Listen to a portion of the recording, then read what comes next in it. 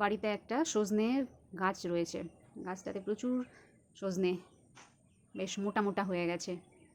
অনেক উঁচুতে থাকার কারণে সম্ভব হয় না ভেঙে ফেলার, মোটা হয়ে গেছে।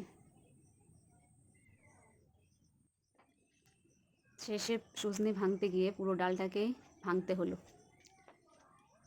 ডাঁটাগুলো কি মোটা মোটা হয়ে গেছে, সাথে সজনে পাতার শাক,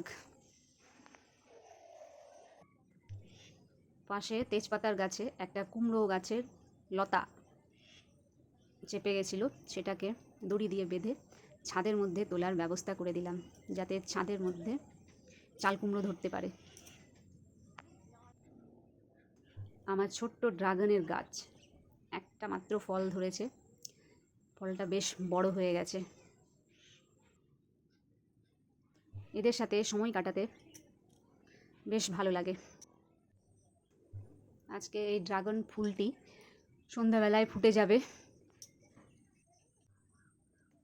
এদিকে একটা লাল টুকটুকে ড্রাগন উকি দিচ্ছে, এটাকে ভেঙে ফেলতে হবে, বেশ লাল হয়ে গেছে।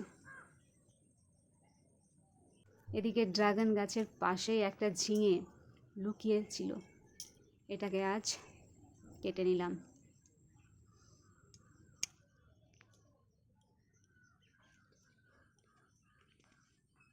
সময়ের অভাবে ঢ্যাঁড়সের গাছে কারো নজরই যায়নি, তাই ঢ্যাঁড়স গাছের মধ্যেই বুড়ো হয়ে গেছে পেকে পেকে।